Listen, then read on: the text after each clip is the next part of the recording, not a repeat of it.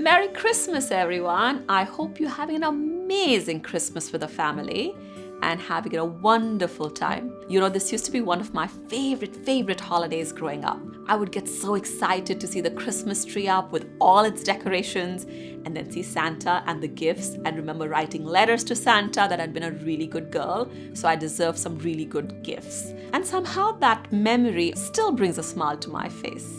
So as we're spending time potentially with family or maybe not with the extended family, let's talk a little bit about joy. Because Christmas is about joy and spreading joy.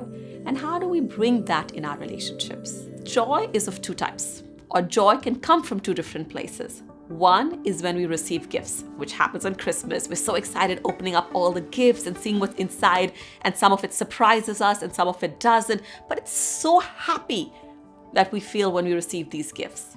You see kids, they squeal and they're gleeful when they receive it.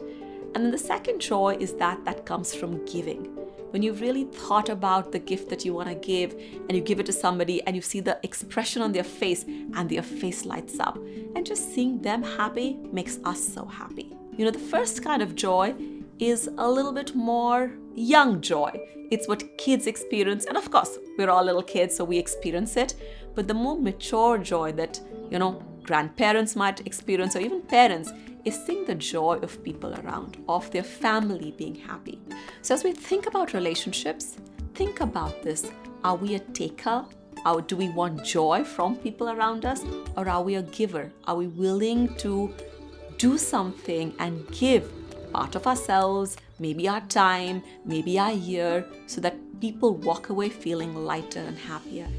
Are we here to contribute to somebody else? Or are we here for other people to contribute to us? Just that one shift that I'm here to make life better for someone else shifts the way we approach relationships. The second thing that I've often noticed in relationships is this tussle between respect and love. Gurudev Sri Sri Ravi Shankar often talks about it. It is a perfect balance of respect and love that makes an amazing relationship. Respect needs a little bit of distance. You're looking up to a person, you can see all the values and what they bring to the table. And then love likes no distance whatsoever. So there's an inherent tension in these two qualities. But both of these qualities are really critical to have a healthy relationship and to have a joyful relationship.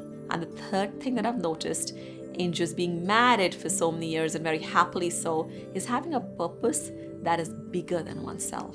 If you just focus on each other, the bickerings begin very quickly. It could be, you didn't close the closet door or, you didn't load the dishwasher properly. But if you have your goal on something much bigger, that's bigger than the two of you and both of you work towards it together, relationships again become far more joyful. They're like two railway tracks that are focused on something much bigger than themselves and they can go on forever. So 3 different things that has been my experience to bring joy in relationships this Christmas.